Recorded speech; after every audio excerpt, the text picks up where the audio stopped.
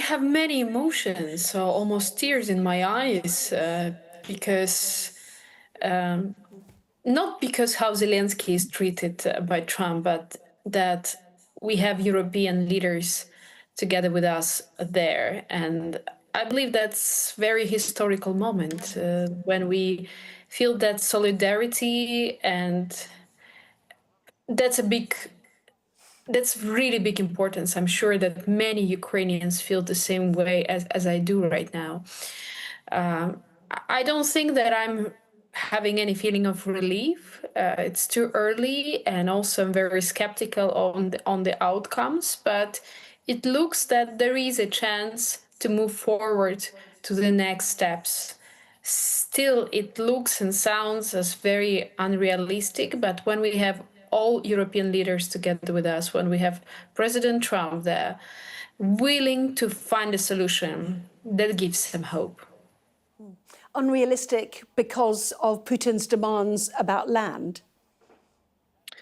Not only because of that. You cannot trust Putin, and that's not the question what is in his head. That's the whole imperialistic ideology that never can be feeding the appetite enough. It will be always not enough. And in your program, you were talking about Crimea and other lands, but that's not what Putin wants. He wants it for ideological purposes. And also, if we go back to the question of Crimea, in fact, Crimea historically was never Russian. It was always Crimean Tatar.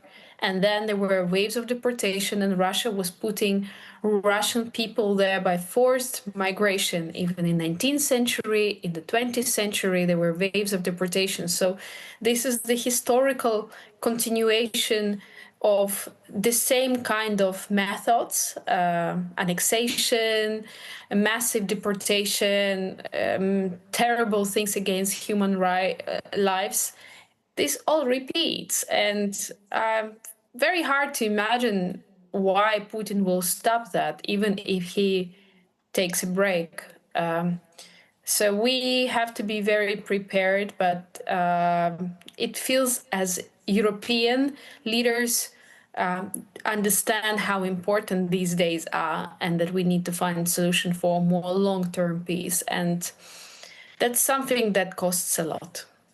So you think the European leaders do? Do you question whether Donald Trump does? Is he thinking with a real estate brain, talking about land swaps, and he doesn't understand the fundamentals, as you outlined, that really Putin does not believe that Ukraine exists as a sovereign, separate, independent nation?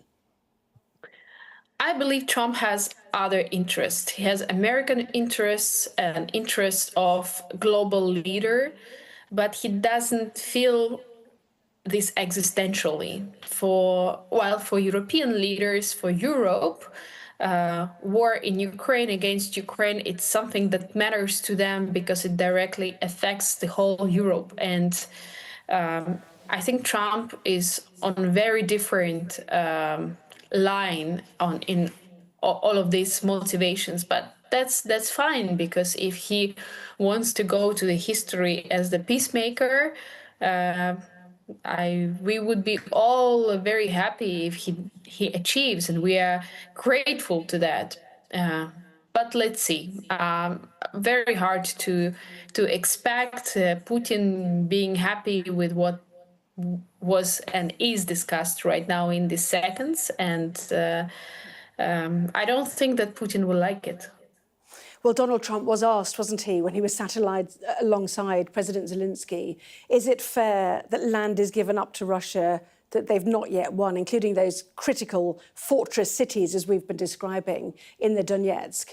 How would people feel about any of that land being given up? The battle for Bakhmut that we watched so carefully and so closely for so many months.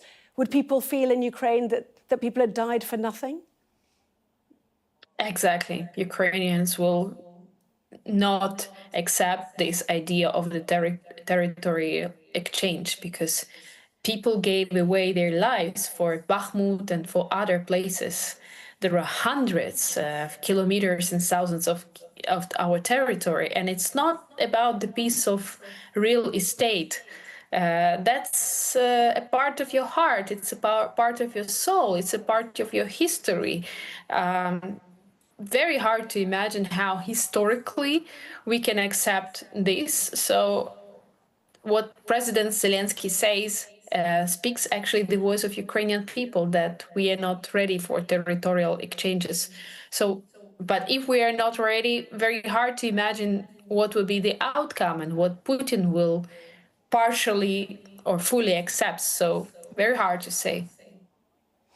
Lisa Yasko, we really appreciate your time. Thank you very much indeed. And, you know, everybody also questioning what's happening with the Ukrainian children.